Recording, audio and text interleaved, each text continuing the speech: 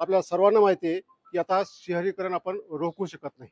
लोकसंख्या शहराची वाढते आणि या शहरातले सर्व सांडपाणी, सर्व घाण पाणी आपल्या बाजूच्या नदीमध्ये असेल, ओढ्यामध्ये असेल किंवा नाल्यामध्ये आपण सोडत असतो आणि त्यामुळं त्या परिसरामध्ये फार मोठी दुर्गंधी सुटलेली असते. तर ही दुर्गंधी दूर करण्यासाठी भारतातला पहिला प्रयोग राबवलेला आहे. या घाण पाण्यामध्ये जर तुम्ही EM2 नावाचं सोल्युशन जर सोडलं, हे जैविक सोल्युशन आहे, तर त्या भागातली, त्या नाल्यातली दुर्गंधी अजिबात येत नाही. मी ती सर्व या नाला फिरून अनुभवलेली आहे. कुठेही तुम्हाला नाकाला रुमाल लावावा लागत नाही. माझ्या बाजूला नारायणगावचे लोकनियुक्त सरपंच आहेत. इथं 2 फार नाविन्यपूर्ण असे प्रकल्प राबवलेले आहेत. तर हे कोणते प्रकल्प आहेत आणि ते कधीपासून सुरू झालेले आहेत? जय शिवराय. जो आपल्या माग EM द्रावण प्रकल्प आहे, आमचा स्वर्गीय मित्र कैलासवासी अनिल दादा भाऊ खैरे याच्या नावाने हा प्रकल्प आपण 2021-22 पासून चालू केलेला आहे. प्रकल्प आधीच चालू होता, पण तो कमी प्रमाणात होता आणि EM द्रावणाच्या माध्यमातून नदी स्वच्छता असेल, नदीचा जे दुर्गंधीयुक्त जो वास आहे त्यासाठीचा प्रयत्न असेल. यामध्ये खरं तर मंगेश भास्कर सर असतील आणि सुजित पाटे आमचे, या दोघांनी माझ्याकडे सर्वप्रथम संकल्पना मांडली होती आणि सगळ्यात पहिली सुरुवात आपण पाण्याच्या टाकीपाशी एक 3000 लिटरच्या टाकीमध्ये ते चालू केलं होतं.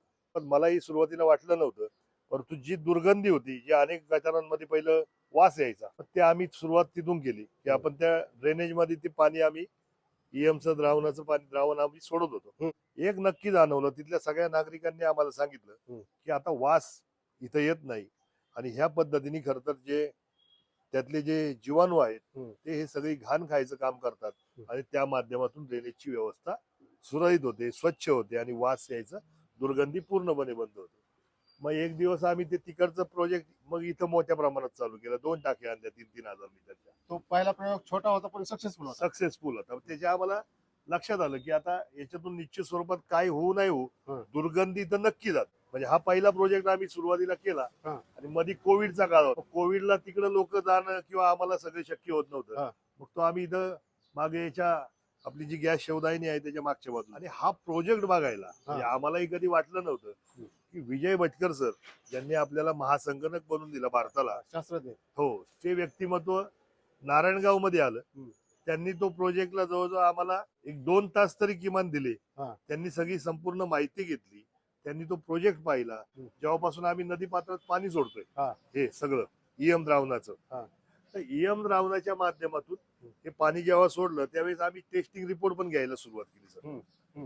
आणि मग त्या माध्यमातून टेस्टिंग रिपोर्ट केल्यानंतर pH लेवल नदीची पात्राची आमची पाण्याची ती सुधारली किंवा बाकी काही गोष्टी होत्या त्या कमी प्रमाणात यायला लागल्या पहिल्यापेक्षा. आणि मग ते भटकर सरांना सुद्धा मांडलं. भटकर सरांनी त्यावेळेस आम्हाला सांगितलं होतं की हा प्रोजेक्ट खरं तर केंद्र सरकारला आपण रेकमेंड करू की हा कमी खर्चामध्ये आणि अत्यंत सहजपणे सगळ्यांना उपलब्ध आणि करता येईल असा हा प्रोजेक्ट आहे. जर प्रत्येक गावाने हा प्रोजेक्ट केला तर आपल्या सगळ्या संपूर्ण नद्या या दुर्गंधी मुक्त होतील. त्याचबरोबर ज्या बॅक्टेरिया, ज्या गुड बॅक्टेरिया आहेत त्या वाढून नदी पात्रातली सगळी स्वच्छता व्हायला निश्चित स्वरूपात प्रयत्न होईल. भटकर सरांनंतर मग आम्ही ते केल्यानंतर पाहिलं आणि मग आम्ही हा मोठा प्रकल्प लावला.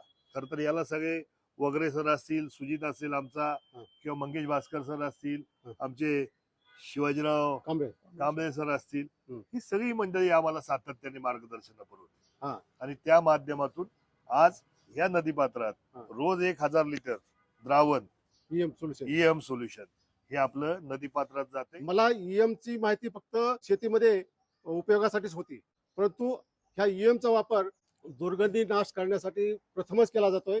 हे फार म्हणजे वेगळेपण आहे याच्यामध्ये. EM हा काय प्रकार आहे आणि तो शेतीमध्ये आणि तसंच दुर्गंधी मुक्त करण्यासाठी कसा उपयोग केला जातो याची माहिती आपण सुरुवातीला घेऊ. मी शिवाजी कांबळे. EM हे जे द्रावण आहे त्याला आपण म्हणतो इफेक्टिव्ह मायक्रो ऑर्गॅनिझम्स, उपयुक्त सूक्ष्मजीव. ह्या उपयुक्त सूक्ष्मजीवांमध्ये 3 प्रकारचे बॅक्टेरिया आहेत. पहिले आहेत लॅक्टोबॅसिलस बॅक्टेरिया, जे आपल्या दह्यामध्ये आढळतात. दुसरा आहे रुडोसोडोमोनास नावाचे फोटोसिंथेटिक बॅक्टेरिया आहेत आणि तिसरा आहे सॅकरोमायसिस सर्व्हिसिस नावाचं ईस्ट आहे. तर हे काय करतं, हे साधारणतः सर 30% कुजवण्याचं कार्य करतं आणि 70% विघटनाचं कार्य करतं, म्हणजे फ्रेगमेंटेशन 70% होतं. हम्म. आणि त्याच्यामुळं दुर्गंधी जी वाढायला पाहिजे ती होत नाही, हम्म. फ्रॅगमेंटेशन जास्त झाल्यामुळं. हम्म. याचा वापर हा जपान, चायनामध्ये मोठ्या प्रमाणात होतो. डॉक्टर टेरिगो हिगो नावाचे जे शास्त्रज्ञ आहेत, जपानीज. त्यांनी, जपानचे शास्त्रज्ञ आहेत, तर त्यांनी याच्यावरती खूप मोठं काम केलं. हम्म. हे ज्यावेळेस आमच्या लेख वाचनात आले, तिकडं जसं काम होतं तसं आपल्याकडे पण होऊ शकतं.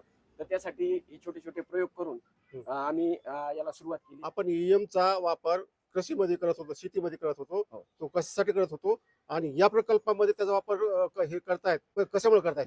EM2 चा जो वापर आहे तो शेतीमध्ये सुद्धा चांगल्या प्रकारे करतो. तो पीएच नियंत्रणासाठी, जो आपण फवारणीसाठी हा. किंवा जमीन सुधारण्यासाठी, जो आपला पीएच बिघडलेला आहे जमिनीचा, हा. तो सुधारण्यासाठी EM2 चा वापर हा मोठ्या प्रमाणात आता होतोय.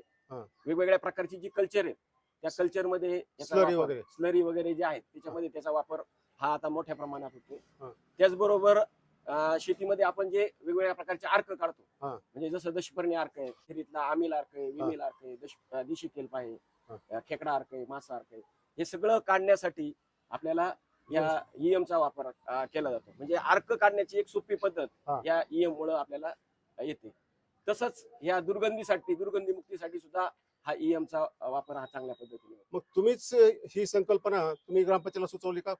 म्हणजे मंगेश भास्कर असतील, तुम्ही शिवाजी कांबळे असतील, सुजित पाटे असतील, वगैरे सर असतील, सगळ्यांनीच आम्ही सुचवलं. आणि सुचवल्यावरती पहिल्यांदा जो प्रयोग जो झाला तो आपला त्याच्या पुढे जे गटर आहे ते तुंबलं होतं. आणि त्यावेळेस भाऊला विनंती केली सरांनी वगैरे सरांनी की आपण तिथं टाकू आणि पाहू काय कशा पद्धतीने काय होतं ते. आणि तिथलं ते पाहिल्यानंतर साहेबांनी लगेच मनावर घेतलं. आणि काय झालं ते टाकल्यावरती ते सगळं पूर्ण विघटन झालं. गटर एकदम स्वच्छ झालं, मोकळं झालं. किती टाक्या आहेत ह्या 15 टाक्या आहेत सर. किती लिटरच्या? 1000 लिटरच्या टाक्या आहेत सर. 15 आहेत. 15.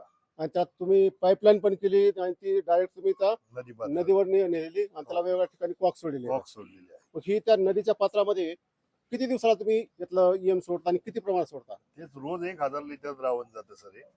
नदी पात्रामध्ये रोज 1000 लिटर द्रावण आपण सोडतो. आणि याला लोकांमध्ये जागृती व्हावी किंवा लोकभावना त्याला तयार व्हावी यासाठी जेव्हा जेव्हा दशक्रिया विधी असतो त्यावेळेस त्या कुटुंबाच्या असते. आणि त्याचबरोबर तुम्ही पाहिलं असेल आपण एक कॉक ठेवलेला आहे की त्या कुटुंबाच्या असते. आणि जे महाराज मंडळी येतात, कारण प्रचार प्रसार ते पण करतील ना, त्या माध्यमातून सुद्धा आपण त्यांना सांगत असतो की तुमच्या हाताने ते नदी पात्रात ही स्वच्छतेसाठी जे आपण काम करतो ते तुमच्या हस्ते ते द्रावण सोडा. जे काही मंदिरांना किंवा शाळांना जी देणगी देत होते ते आता या प्रोजेक्टला पण पैसे देणगी द्यायला सुरुवात केली. आणि आपण तिथं एक खातं पण चालू केलेलं आहे की ज्याला कोणाला द्यायचंय नदी स्वच्छतेसाठी जे काही अकाउंट आहे त्या अकाउंट मध्ये ते पैसे देतात. पुणे नाशिक रोडवरलं सर्वात मोठं गाव आहे. किती अंतर आहे पुणे टू नारायणगाव?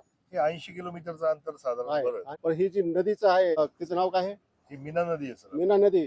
या नदीमध्ये घाण पाणी फक्त तुमच्या गावाचंच येतं का आणखी काही गावाचं पाणी त्यामध्ये येतं? नाही, आता वारुवाडी शहराचं पण इथंच येतंय. बऱ्याचशा गावांचं सर आता काय झाले, जसं तुम्ही म्हणले नागरिकरण वाढले त्या माध्यमातून पाणी. आणि ही खरं तर 2 मोठी शहर आहेत आमची दोन्ही पण. इकडे जवळजवळ 50,000पेक्षा जास्त लोकवस्ती राहते.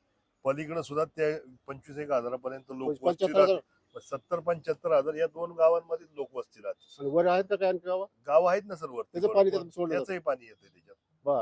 पण ते ट्रीटमेंट करत नाही, तुम्ही करताय? मी ज्योतिराम वगैरे, शाश्वत फार्मिंग फाउंडेशन, नारायणगाव, तालुका जुन्नर, जिल्हा पुणे. की हा जो प्रकल्प केलेला आहे हा फक्त महाराष्ट्रातील नव्हे तर भारतातील पहिली ग्रामपंचायत आहे की या ग्रामपंचायतीनं हा प्रकल्प या ठिकाणी जलशुद्धीकरण किंवा दुर्गंधी मुक्तीसाठी वापरलेला आहे. हे EM2 द्रावण तयार कसं करतो आणि नदीत कशा प्रकारे सोडतो ही मी थोडक्यात माहिती देतो. या ठिकाणी आपण साहेब 1000 लिटरचे 15 ड्रम लावलेत. आम्ही फक्त 10 ड्रम सांगायचो, पण सरपंच साहेबांनी आमच्यापेक्षा 2 पाऊल पुढे घेतले आणि 5 ड्रम वाढवून 1 ते 15 ड्रम लावले. दररोज 1000 लिटर द्रावण आपण नदीत सोडतो. त्याची प्रक्रिया आहे, आपण त्यामध्ये EM1 आणि त्यामध्ये आपण 20 किलो गुळ टाकतो. 5 ते 6 दिवसात हे द्रावण तयार होतं. दररोज 1000 लिटर आपण या नदीपात्रात सोडत आहे. ती व्यवस्था सुद्धा अशी केलेली आहे की एकाच ठिकाणी न पडता त्या नदी पात्रात त्याच्या रुंदीच्या मापाने त्या ठिकाणी नेऊन आपण तिथं छोटे छोटे नळ काढलेत. आणि थोडी थोडी थेंब थेंब किंवा धारदार गळती, म्हणजे दिवसभर जरी पाण्यात ते पडलं तरी ते पाण्यात संपूर्ण परिसरात पसरतं. नदीचं पाणी आपण आता स्वतः जरी तिथे जाऊन पाहिलं तर त्याची दुर्गंधी येत नाही. हा निकाल आहे. तो खालील शेतकऱ्यांना असेल किंवा शेजापाजारच्या गावातील जे लोक येतात या ठिकाणी बसतात त्यांना जाणवतं की दुर्गंधी पूर्णपणे गेलेली आहे. म्हणून माझी आपणा सर्वांना विनंती आहे की नारायणगाव ग्रामपंचायतचा आदर्श घेऊन किमान आपण आपल्या महाराष्ट्रात तरी असे प्रकल्प राबवावेत अशी मी सर्वांना विनंती करतो. EM ची एक बाटली मिळते ना, हा EM1 कुठे मिळते आणि कल्चर काय किंमत असते? कुठे मिळते तशी ती किंमत MRPच्या बेसिसवर गेले 900 रुपये, परंतु होलसेल रेट मध्ये ती 500 ते 600 रुपये दरम्यान कुठेही भारतामध्ये मिळते ती 1 लिटरची बाटली. 1000 लिटरची टाकी आहे. त्या 1000 लिटरच्या टाकीमध्ये EM किती टाकायचं? 1000 लिटर मध्ये आपण 5 लिटर विरजन म्हणून EM1 टाकतो.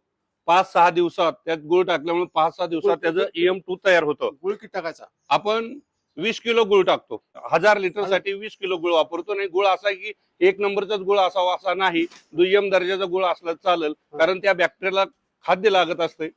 हे अशा प्रकारचं EM1 मॅपलचं कल्चर आहे. हे कल्चर आता सध्या भारतात सगळीकडे मिळतंय. शाश्वत फार्मिंग फाउंडेशननं सुद्धा हे डेव्हलप केलेलं आहे. हे कल्चर यात असलेल्या विविध प्रकारच्या जी बॅक्टेरिया आहेत ह्या 5-6 दिवसात ग्रो होऊन याच्यापासून हजारो लिटर तयार होतं. त्याचबरोबर आम्ही पुन्हा हे जर 1000 लिटर संपलं तर या जी वॉलच्या खाली जे काही शिल्लक राहील ते आपण विरजन म्हणून वापरतो. म्हणजे पुन्हा डबल याचं रिपीट करायची आवश्यकता नाही वाटत. पुन्हा आपण हे विरजन म्हणून वापरतो. पुन्हा यात 20 किलो गुळ टाकतो. म्हणजे असे कमीत कमी आपण 4 ते 5 वेळा रिप्लिकेशन घेतो. ह्याची जी काळजी घ्यावी लागते ती वर लावलेलं आपण झाकण आहे हे एअर टाईट पाहिजे, त्याला एअर वॉल पाहिजे. कारण की EM जे आहे ते अनआरोबिक बॅक्टेरिया आहे. म्हणजे त्याला हवा विरहित ते तयार होतं. त्याला हवा लागायला नको. जर हवा लागलं तर त्याची इफिशियन्सी क्रियाकाळ कमी होतो. म्हणून आपण त्याला एअर टाईट ठेवतो. आणि मगाशी जे आमच्या सरांनी सांगितलं शेतीमध्ये वापरतो, शेतीत सुद्धा 1 फुटाच्या खाली ते काम करतं अनारोग्य असल्यामुळं. म्हणून आम्ही अंधारात काम करतो. म्हणून आम्ही शेतकऱ्यांना सुद्धा सांगतो की आपल्या शेतीचं उत्पादन सुद्धा त्याच्यातून वाढतंय. शेड केले एक, त्यानंतर 15 टाक्या 10,000 लिटरचं बसवलेलं आहे. आता मी दाखवतो तुम्हाला किती सिस्टमॅटिक ह्यांनी अरेंजमेंट केली. ही ओटा केला त्यांनी, ओटा बांधला सिमेंटचा. त्यानंतर त्या ओट्यावर ही अशा 15 टाक्या 10,000 लिटरच्या बसवलेल्या आहेत. त्याचं टोपण एअर टाईट आहे आणि पाणी भरण्यासाठी सुद्धा त्यांनी नळाची व्यवस्था केलेली. त्याला हा कॉक दिलेला आहे, तिथून पाणी भरलं जाते. EM सोल्युशन टाकलं, 20 किलो गुळ टाकला, किती दिवसांनी त्या सोडता येते, ती तयार होते. हे तसं 5 ते 6 दिवसात तयार होते. परंतु ह्याचा एक फिरी येण्यासाठी ह्याला 15 दिवस लागतात. कारण दररोज एक टाकी, म्हणजे जर जास्त दिवस ठेवलं थोडं तरी पुन्हा त्याची क्वालिटी वाढत जाते चांगली. गुळ त्यांचं अन्न आहे, त्याचं मल्टिप्लिकेशन होते. उपयुक्त जीवाणू म्हणजे बॅक्टेरिया. ह्या टाकीपासून तुमचं जी नदी आहे किती अंतर आहे हे तुम्ही पाईपलाईन केली? 300 फूट आहे. आपण या ठिकाणी फिल्टर सुद्धा लावलेला आहे. कारण की गुळामध्ये किंवा त्या टाकीमध्ये कुठला जरी केर कचरा पालापाचोळा असेल तर पुन्हा पुढे जाऊन चाकूप होणे म्हणून या ठिकाणी आपण फिल्टर लावलेल्या फिल्टर मधून पुन्हा स्वच्छ द्रावण नदीमध्ये सोडलं जाते. ठिबक सिंचनासाठी जे फिल्टर वापरलं जातं तेच फिल्टर आहे. जसं नदी सुधारासाठी प्रकल्प आहे त्याच पद्धतीने शेतकऱ्यांना त्यांना जर बांधावर न्यायचं असेल, ज्यांच्याकडे छोटी शेती आहे, मग त्यांच्यासाठी ग्रामपंचायतच्या माध्यमातून हे एक कनेक्शन काढलेलं आहे. इथं आपण 5 लिटर 10 लिटर मध्ये हे द्रावण देऊ शकतो. शेतकऱ्यांना सुद्धा इथनं देण्याची आहे. किंवा ज्या गृहिणी आहेत घरामध्ये त्यांना जर टॉयलेट क्लिनर म्हणून जर त्यांना वापरायचं असेल तर EM द्रावण इथून सुद्धा त्यांना आपल्याला देता येतं. तर भविष्यात इथं आपण आता ATM बसवतो आहोत, तर ATM मध्ये अगदी कमी रुपयामध्ये किंवा स्कॅन करून त्या व्यक्ती इथं ते द्रावण त्यांच्या घरी घेऊन जाऊ शकतात. तर आपण घाटावर चाललोय. घाट दाखव जरा, घाट दाखव, नदी दाखवा. आता ह्या नदीमध्ये सर्व गटाराचं पाणी मिक्स होते. नदीवर हा छोटासा पूल आहे पायी जाण्यासाठी, त्याचा वापर कसा होतो ते सांगा जरा. आता आपण जी त्या ठिकाणाहून दररोज एक टाकी सोडत आहे, तर या ठिकाणी तुम्ही पाहताय वेगवेगळ्या इथं नळ काढलेले. छोटा नळ आहे 1/2 इंची. प्रत्येक ठिकाणी वाहत्या पाण्यात आता या ठिकाणून वाहत आहे पाहिजे. या ठिकाणी चालू झालेला आहे. इथं प्रत्येक ठिकाणी जर पाहिलं तर आपण 1/2 इंची पाईपलाईन या ठिकाणी दिसते आपल्याला. या ठिकाणी वाहत्या पाण्यात कंटिन्युअस सलग याची धार चालू आहे. असं तुम्ही प्रत्येक ठिकाणी जर नदीला याकडेची त्याकडे अशी पाईप टाकून प्रत्येक ठिकाणी वाहत्या पाण्यात तो प्रवाह त्यात पडत आहे. हे जरी दिवसभर राहिलं तरी हरकत नाही, कारण थोडं थोडं विरजन टाईप आहे, हे पाण्यात गेल्यावर पुन्हा वाढत जाते खाली. बर. म्हणून अशा प्रकारे प्रत्येक ठिकाणी नळ आहेत आणि ह्या नळाच्या माध्यमातून आपण दररोज एक टाकी या ठिकाणी सोडत आहे. पलीकडल्या भागाला त्या ठिकाणी पाहतोय तिथे एक नळ काढलेला आहे. दशक्रिया विधेच्या वेळेस त्या ठिकाणी संबंधिताच्या घरातील ज्यांची दशक्रिया झाली त्या व्यक्तीला त्या ठिकाणी आपण जलपूजन करतो आणि या दुर्गंधी मुक्तीसाठी आपण जे वापरत असलेल्या EM2 द्रावणाचं महत्व पटवून देतो, जेणेकरून आपली जनजागृती होईल. नमस्कार, मी अजित वाजगे. मी एक नारायणगाव मधील नागरिक आहे. नारायणगाव जर पाहिलं तर पूर्वी गाव म्हणून होतं, परंतु आता शहरीकरण खूप मोठ्या प्रमाणात वाढलेलं आहे. लोकसंख्येचा जर विचार केला तर 60-70 हजार लोकसंख्या नारायणगाव आणि पलीकडच्या बाजूला वारुवाडी तिथे 5-50 हजार लोकसंख्या आहे. म्हणजे जवळजवळ 1-1.25 लाख लोकसंख्येचं असलेलं हे शहरीकरण, नाही 9 लाख. हा जो काही मेहर पूल आहे त्यावरून जे काही नागरिक पलीकडच्या बाजूला जात होते आणि पलीकडच्या बाजूचे नागरिक ज्या वेळेला नारायणगाव मध्ये येत होते तर अतिशय दुर्गंधी मोठ्या प्रमाणात होती. परंतु अतिशय सुंदर काम नारायणगाव ग्रामपंचायतच्या वतीनं नारायणगावचे प्रथम लोकनियुक्त सरपंच योगेश उर्फ बाबू पाटे यांनी यांच्या डोक्यात एक अतिशय चांगली संकल्पना आली आणि EM द्रावणाच्या माध्यमातून ही नदी स्वच्छता मोहीम त्यांनी हाती घेतली. जिथून जे काही पाणी खाली जातं, अनेक गावं त्या ठिकाणी हिवरा असेल, खोडद असेल, हे पाणी पुढे जातं आणि हे पाणी शेतीला वापरलं जातं. परंतु हे शेतीला पाणी वापरलं जात असताना ते सुद्धा स्वच्छ असावं, ती संकल्पना भाऊंच्या डोक्यात आली आणि निश्चितच हा उपक्रम त्यांनी केला.